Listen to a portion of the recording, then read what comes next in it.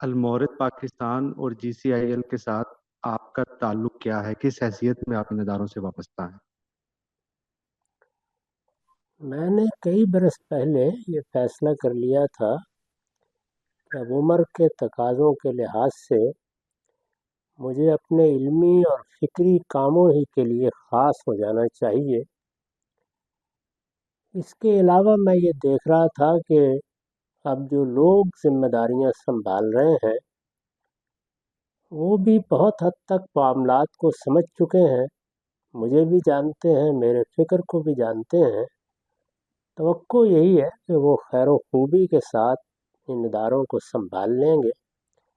یہ صرف امریکہ اور پاکستانی میں نہیں ہے، المورد ہند بھی ہے، المورد آسٹریلیا بھی ہے، المورد برطانیہ بھی ہے، المورد جرمنی بھی ہے۔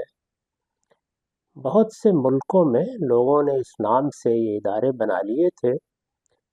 ان سب اداروں کا قاعدہ یہ ہے کہ ان کی اپنی اپنی عمومی مجالس ہیں، جن کو آپ جنرل باڈی کہتے ہیں۔ وہ اپنے اندر سے ان کے بورڈ آف گورنرز یا مجلس منتظمہ کا انتخاب کرتے ہیں اور پھر اپنے عہدے داروں کا انتخاب کر لیتے ہیں۔ یہی لوگ ہیں جو ان اداروں کا نظم چلاتے ہیں۔ میرا برسوں سے ان اداروں کے ساتھ کوئی انتظامی تعلق نہیں ہے۔ میں نے اپنے آپ کو علمی اور فکری کاموں کے لیے خاص کر لیا ہے۔ میں اگر پاکستان میں ہوں گا تو جو کام مجھے کسی ادارے میں جا کر کرنے ہیں وہاں کے ادارے میں جا کر کروں گا، آسٹریلیا میں ہوگا تو وہاں کے ادارے میں جا کر کروں گا، امریکہ میں ہوں تو یہاں کے ادارے میں کر لیتا ہوں۔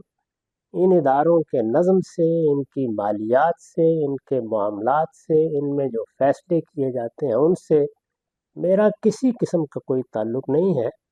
میرا رشتہ اب ان سب اداروں کے ساتھ وہی ہے جو بلوغت کے بعد اولاد کا ماں باپ سے ہوتا ہے۔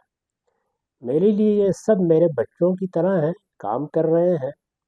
میں ان سے محبت کرتا ہوں۔ جہاں کہیں ان کو کسی مشورے کی ضرورت ہوتی ہے وہ لینے کے لیے آ جاتے ہیں، دے دیتا ہوں۔ اس کے سوا میں نے ان کے ساتھ کسی قسم کا کوئی انتظامی، کوئی فیصلوں کا تعلق نہیں رکھا ہوا۔ وہ اپنے حدود میں، اپنے نظم کے لحاظ سے، اپنے دستور کے مطابق فیصلے کرتے ہیں۔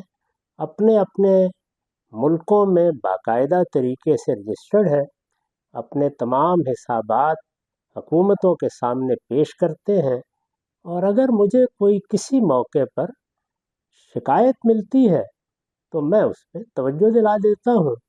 عام طور پر اس کا ازالہ کر دیا جاتا ہے۔ اس سے زیادہ میرا ان اداروں کے ساتھ کسی قسم کا کوئی تعلق نہیں۔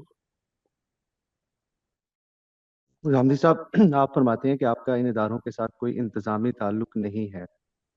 سوال یہ پیدا ہوتا ہے، جو کافی لوگ یہ سوال کر رہے ہیں، کہ آپ کا نام ایک ادارے کے نام کے اندر شامل ہے، Ghamidi centre of Islamic learning. عام لوگوں کو یہ تاثر ملتا ہے کہ غامدی صاحب نے ایک سینٹر کھولا ہے جس کو غامدی صاحب چلا رہے ہیں۔ تو یہ کیا کسی حد تک مس لیڈنگ نہیں ہو جاتا لوگوں کے لیے کہ آپ کا اس ادارے کے انتظامی معاملات میں کوئی تعلق نہیں ہے اور آپ کا نام اس ادارے کے نام میں شامل ہے؟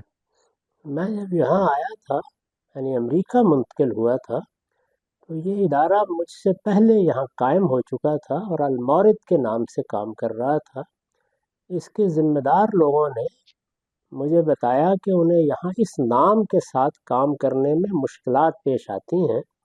یہ ایک عربی لفظ ہے، لوگوں کے سمجھنے میں بھی کچھ دقت ہوتی ہے۔ ہم اس کا نام تبدیل کرنا چاہتے ہیں۔